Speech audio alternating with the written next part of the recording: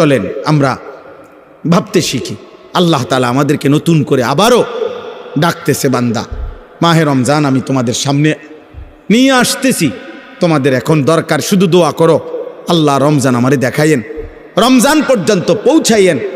আর প্রত্যেকটা বাবা ভাই, পুরুষ নারী, জওয়ান বুড়া, সবার কাছে আমার অনুরোধ, রমজানকে টার্গেট করে নিজের জীবন পরিবর্তনের জন্য আপনি সিদ্ধান্ত নিন।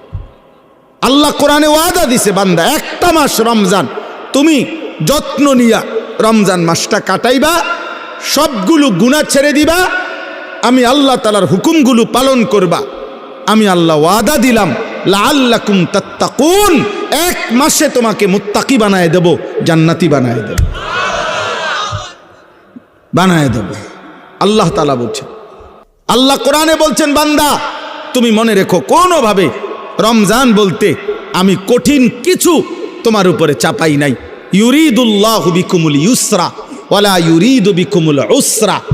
কোরআনে আল্লাহ বলছেন, রমজানের কথা বলতে গিয়ে আল্লাহ বলছে, বান্দা মনে করো তোমার জন্য আমি কি কি দিছি রমজানে।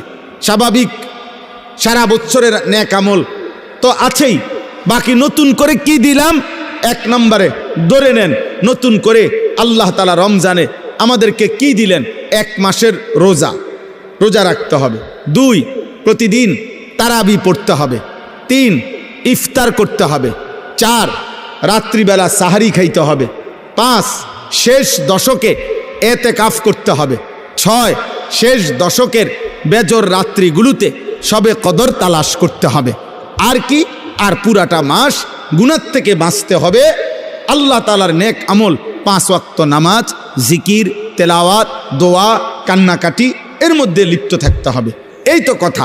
আল্লাহ তাআলা বলেন, বান্দা বিশ্বাস করো, এই যে যা যা দিছি আমি, ইফতার, সাহারি, এতেকাফ, তারাবি, রোজা, নামাজ, আল্লাহ বলে বান্দা বিশ্বাস করো, আমি এই বিধানগুলো সাজাইতে গিয়া, দিতে গিয়ে আমি আল্লাহ নিজে তোমার সহজ যেন হয়, কষ্ট যেন না হয়, আমি আল্লাহ কসম নিজে খেয়াল করেছি।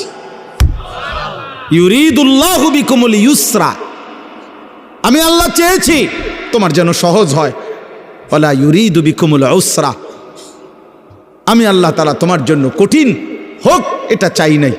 প্রথম যেভাবে বিধান শুরু করছি নবীজির জামানায়, প্রথম রোজার শুরু, রমজানের শুরু, ওইখান থেকেও আমি বান্দা সহজ করতে করতে করতে বর্তমানের অবস্থায় আনছি। শুধু কমাইছি, বাড়াইছি না, শুধু কমাই আনছি।